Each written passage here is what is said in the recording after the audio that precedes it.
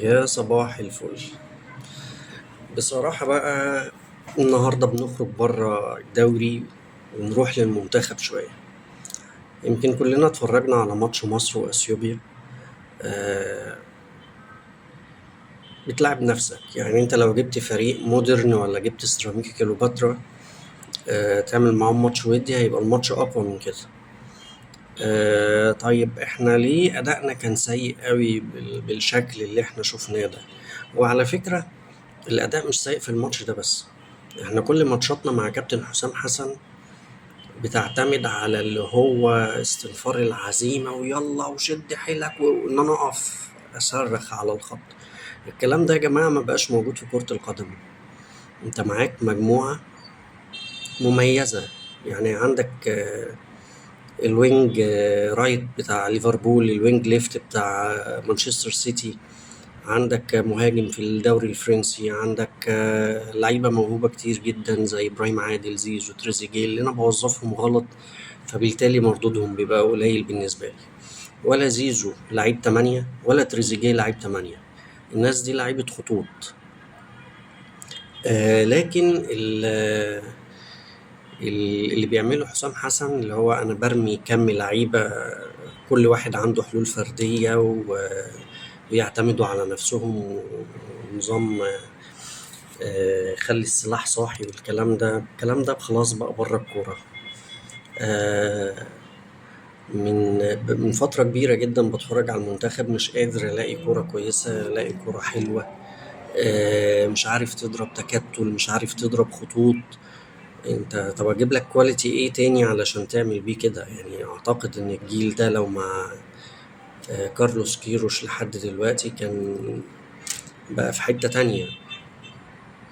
لكن زي ما كنا بنتكلم عن ريبيرو وفيريرا في الاهلي والزمالك بنقول ان مفيش اي يعني تطور في المستوى، نفس الشيء في المنتخب مفيش اي تطور في المستوى مع كابتن حسام حسن. الموضوع بقى صعب جدا. لو لعبت فرقة تقيلة شوية، يعني انت عندك ماتش بوركينا فاسو بكرة، الماتش ده لو ما عدلتش الملعب بمعنى أصح هتبقى شكلك وحش قوي.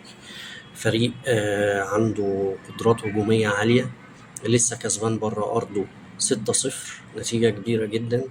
فمش هتقدر تلعبهم بكل اللعيبة دي جوه الملعب، يعني ما ينفعش يبقى صلاح ومرموش وتريزيجيه وزيزو ومعاهم راس حربة بقى سواء أسامة فيصل ولا مصطفى محمد مبدئيا مش هيبقى موجود كأساسي لأن حسام حسن خلاص غضبان عليه.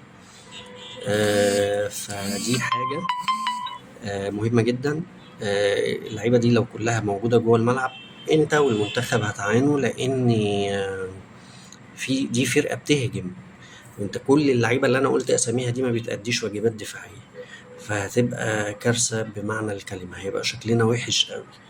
فيا ريت يا ريت يا ريت، لأن احنا داخلين على بطولات كبيرة جدا السنة الجاية، في كأس أفريقيا في المغرب في يناير ولا في آخر ديسمبر، وكأس العالم السنة الجاية برضو.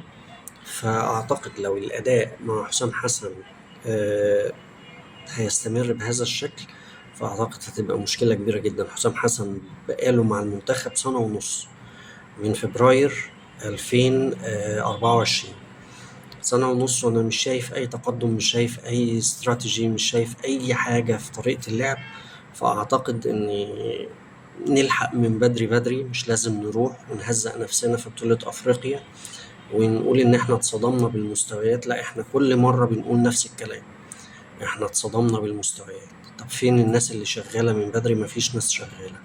حسام حسن وإبراهيم حسن، جهاز حسام حسن، أنا مش هسمي يعني جهاز حسام حسن، ما أضافش للمنتخب أي شيء.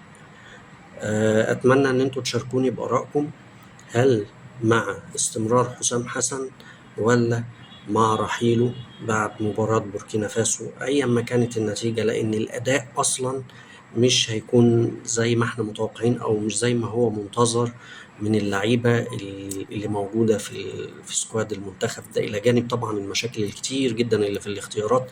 أنت ليه واخد مروان عطية؟ يعني مروان عطية لغاية دلوقتي ما لعبش من أيام كأس العالم للأندية مع الأهلي، فأنت واخده تعمل بيه إيه؟ طب أنت دلوقتي حمدي فتحي اتصاب، فانت دلوقتي بتجهز مهند لاشين اللي عنده مشكلة في ظهره، فهتضطر في الاخر ان انت تلعب بدونجا. ففي مليار علامة استفهام على اختيارات حسام حسن. فأتمنى برضو ان انتوا تشاركوني برأيكم، هل انتم مع استمرار حسام حسن ولا مع رحيله؟ شكرا.